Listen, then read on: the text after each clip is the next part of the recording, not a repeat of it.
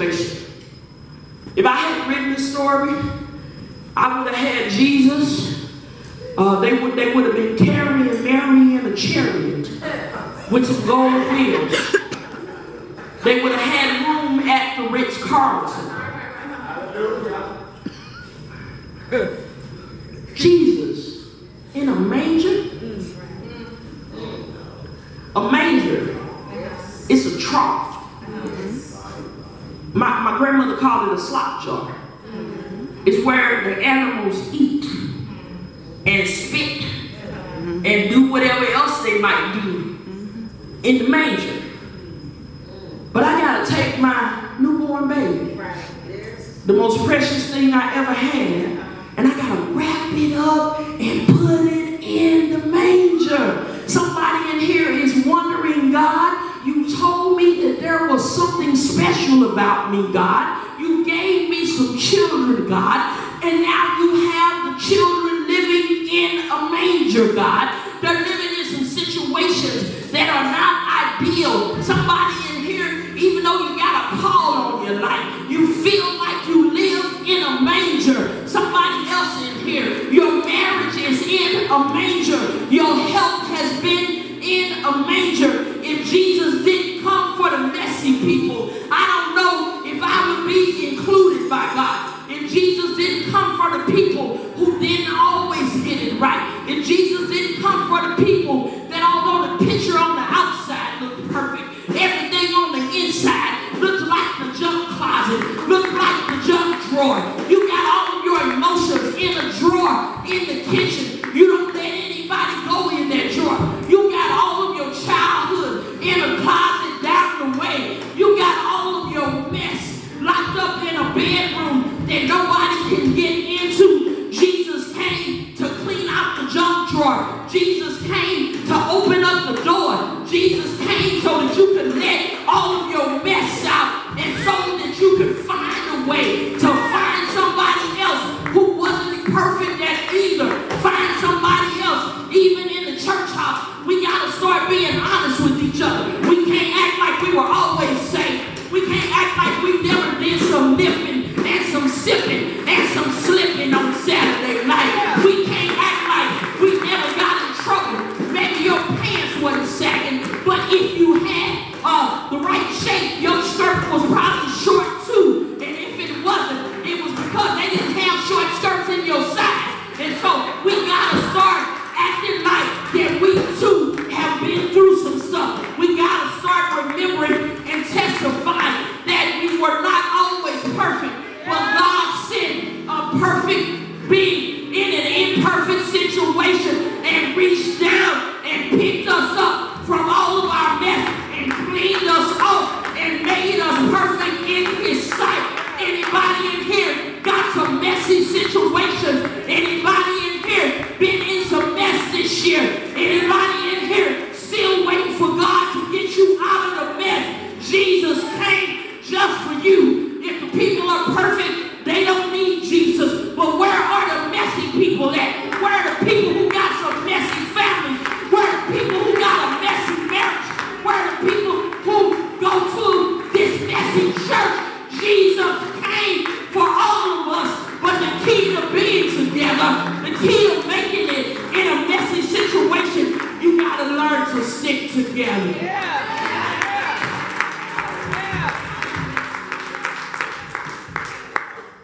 Bible says she didn't wrap Jesus. It didn't say in a blanket. They had blankets then. A little while later, shepherds come, or wise men, depending on whose version it is, and bring gifts. So they could have had Jesus in a gold ornate crate. Could have had Jesus in some fine, in the Bible when they say purple cloth, it was something fine. Could have wrapped him in purple, but they just wrapped him, some versions say in strips of cloth. They took what they had and they wrapped up Jesus and realized that the situation was really jacked up. But I can see Mary and Joseph looking around and saying, it's a mess, but we're together. I told you all that on Thanksgiving. It was my first time cooking Thanksgiving dinner since my mama died. And I'm sorry, well, yeah, that's true. But it wasn't Thanksgiving, it was a couple of days ago on Christmas morning. We had brunch, and then we had dinner later, but I made those biscuits that I've been promising Hans. My niece says, Annie, I want to know how to make those biscuits. London, my granddaughter, says, I want to help. And I really don't like people in the kitchen with me, but I put them in the kitchen and we started an assembly line. And so I told my niece to measure out all of the ingredients. And so because she doesn't cook, you can imagine that when she got the flour, it was a little messy.